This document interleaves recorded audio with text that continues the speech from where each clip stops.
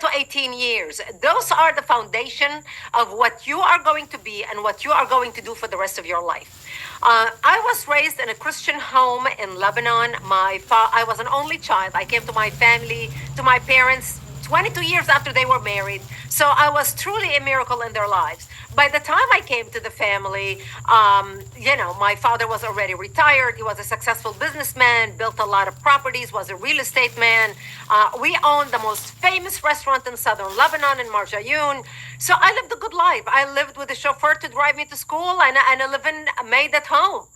Unfortunately, all that began to change in 1975 when the Palestinians started fighting the Lebanese, wanted to create a base from which to fight Israel, kill the Jews, and throw them into the sea.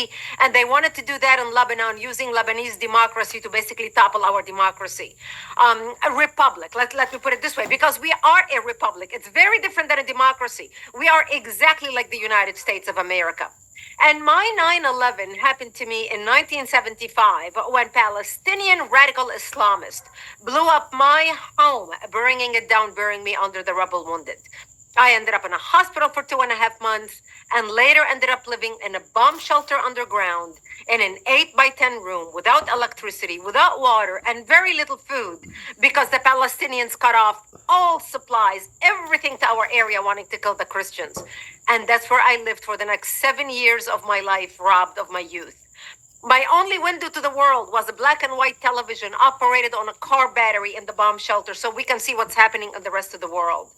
And, that's how I lived. In 1982, Israel came in working with the Christians, trying to help the Christians take back their country and kick out the radical Islamic element that had taken control of the country at that time. By 1982, we had 11 Islamic terrorist organizations operating out of Lebanon, including the PLO. So the Christians worked with the Israelis because we knew we had more in common with the Jews than we had with the Muslims. So that's how the Christians started working with the Jewish people. That's how we came out of the bomb shelter and back to rebuilding our lives. I ended up moving to Israel in 1984, working in Jerusalem, becoming a news anchor for World News, based out of Benyanei Ha'uma in Yerushalayim, next to at that time, Hilton Hotel. And I lived in Mevaseret Zion, I lived in Talpiot, I lived in Saint Simon, I lived in Abu Tor. So I moved around and I lived in Israel till 1989 when I left Israel and came to the United States. And I thought I left all the crazies behind. September 11th, 2001 was a defining moment for the United States. But for me in particular, it was a defining moment because I'm a firm believer that no matter what we go through in life, no matter what trials and tribulation, what difficulty, every experience we go through is a defining moment, is something that prepares us to make a difference in the world. Because I believe that God doesn't change the world through lightning in the sky. God uses his people as instruments of change. And so I realized my purpose in life was to educate millions of uninformed Westerners, Americans and Westerners, about the threat of radical Islamic terrorism to world peace and our national security. And that's what started my activism. Okay. I could listen to you talk all day long, but I have some questions. First of all, is it, and pardon me if this is not the case, but this was my first exposure to you, was your famous, "The silent majority is irrelevant." Was that like what you, like, made you a celebrity, or was there something before that?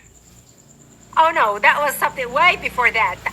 My first New York Times bestseller came out in 2006, titled "Because They Hate." And for everyone watching us right now, it's about my life journey and my upbringing in Lebanon, moving to Israel, and from Israel to the United States. It became a New York Times bestseller overnight.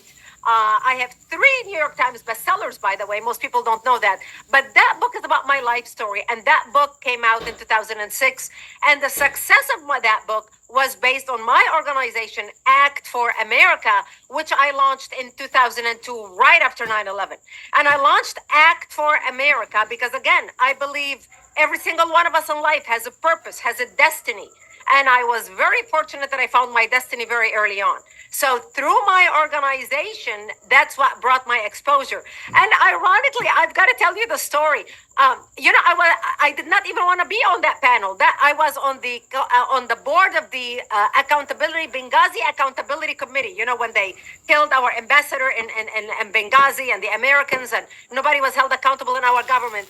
And my lobbyist at the time said, you need to be on on this speaking thing. They're holding this afternoon event. And I'm like, oh my gosh, they're a bunch of intellectuals. I'm not the intellectual, scholarly, talk legal mumbo jumbo. It's not me. It's not my personality. And she said, okay, you've got to go. So I'm sitting on that panel and I'm thinking, why did I do this to myself? Until that Muslim student, which by the way, she was not a student, she was an Islamic lobbyist. She was 35 years old, attorney who had her own law firm, signed up as a student so she can use the student excuse for her political activism. And she was there for the sole purpose to bring up the issue of how conservatives are anti-Muslims. And that's when I answered